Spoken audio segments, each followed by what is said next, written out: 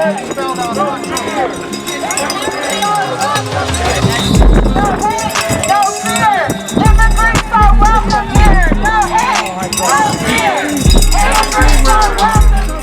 in Hillyard, we actually had a gentleman that ICE was chasing, who they chased into one of our hotels, disrupting commerce within the hotel. We have had ICE presence at our gas stations. We've had ICE not always within the city of Hillyard proper, but in all those neighborhoods and stations surrounding Hillyard too. We've had ICE go by our schools. We've had parents who have set up school patrols and ICE watches and are helping each other just look out and care for each other, but they do not notify our law enforcement before they're coming. So our law enforcement is not even aware.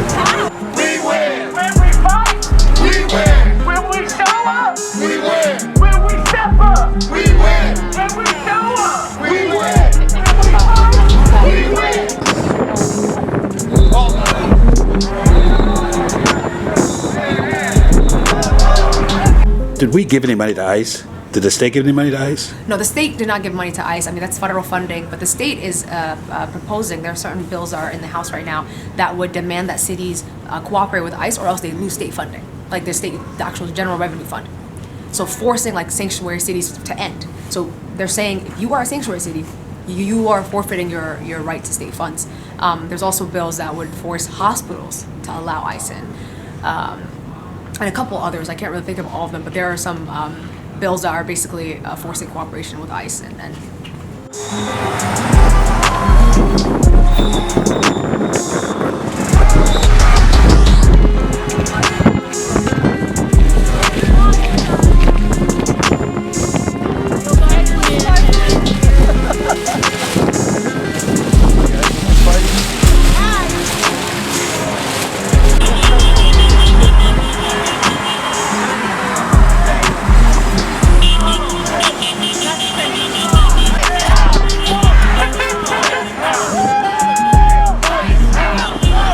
So we have heavy ICE presence all throughout central Ohio. Hillyard's not unique in that, but I'm incredibly alarmed, especially because we have a growing immigrant population and they bring so much value and just bring so much life into our community, and it's terrifying to see people trying to strip that away.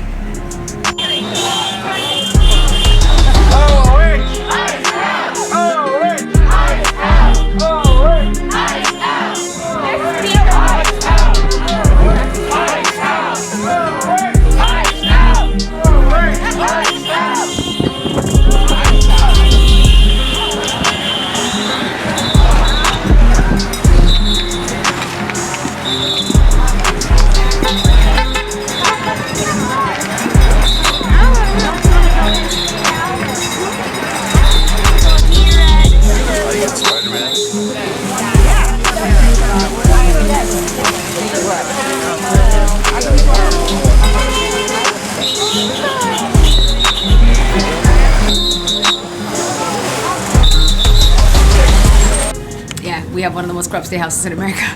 And it shows in our budget, right? And the way we defund our schools. Right now we have an unconstitutional school funding formula. And instead of making that better, which we were on the pathway to improving that, this budget cycle we decided to cut it even further, where certain schools can't afford programming. Some schools are at the risk of closing. Same thing with our hospitals. We had a hospital recently close in Lucas County because our budget is horrible. And so we're taking money away from people and giving it to the Browns. We're giving it to the Brown Stadium, $1.2 billion, versus giving it to schools, funding healthcare. We cut opioid addiction funding. We reduced the funding to, I think, infant healthcare. It's insane.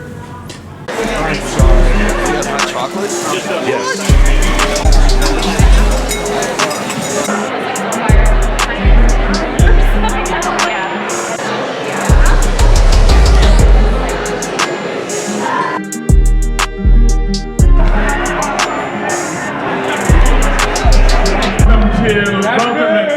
Welcome to Trinity Episcopal Church on Capitol Square. We're so glad to have your witness here. Thank you for being our neighbors, for being good neighbors for our entire state, for watching out for the dignity of so many. We're so blessed for your witness and that you can be here and present today. Of course, we had there on January 21st the taking of a 5-year-old boy being detained. Right. Hopefully waking up many who perhaps have been asleep.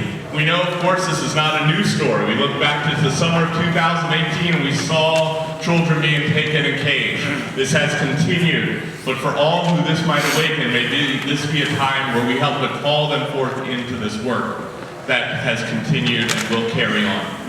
I'm so grateful for all of you who have responded to this call. I think about Moses in the Hebrew scriptures there in the book of Exodus as he's out tending the sheep and he encounters a bush, and the story goes that the bush was burning but it was not consumed. Our demands, they're quite simple, truly, they are quite simple. Our demands are ICE getting out. Right. Immediately withdrawing federal paramilitary forces from U.S. cities and hold officials accountable for lawlessness and violence. We're going to demand community safety and neighborhood dragons, indiscriminate attacks on citizens or immigrants, mass arrests and enforcement in schools and other safe spaces. We want to restore our rights, stop racial profiling, halt retaliation for lawful search of persons.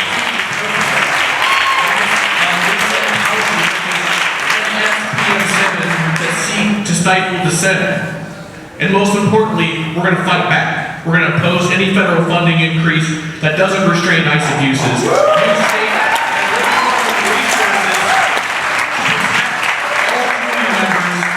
Not for federal immigration enforcement.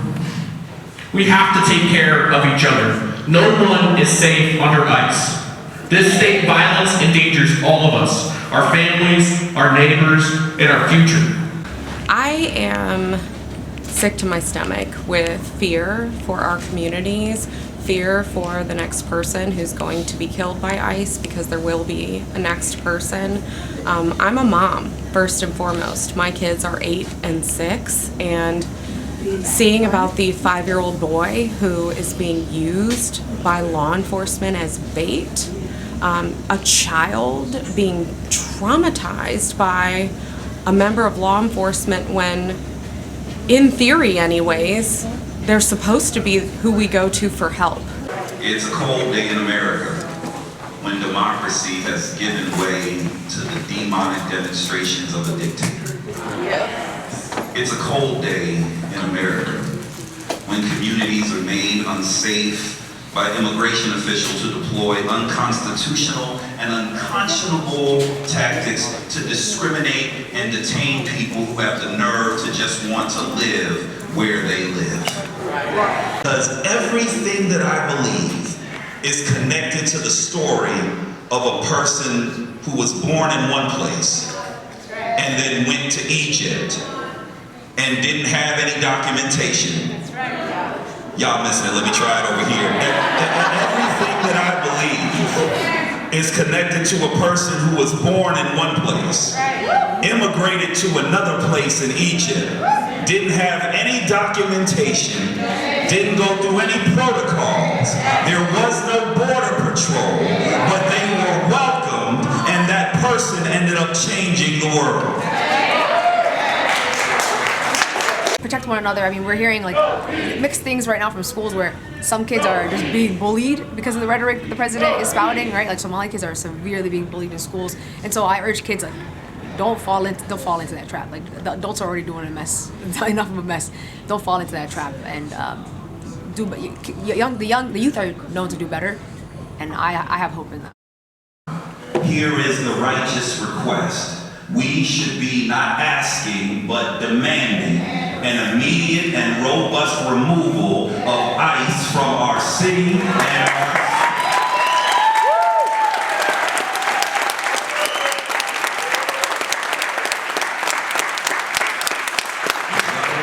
does not work for the people should not work for the people. Let me try that again. The government that does not work for the people should not work for the people. Our urgency should be to remove ICE from our community. So no matter the difference, no matter where you're from, no matter how you got here, that we can all live under whoever you call God and be free and be at peace. God bless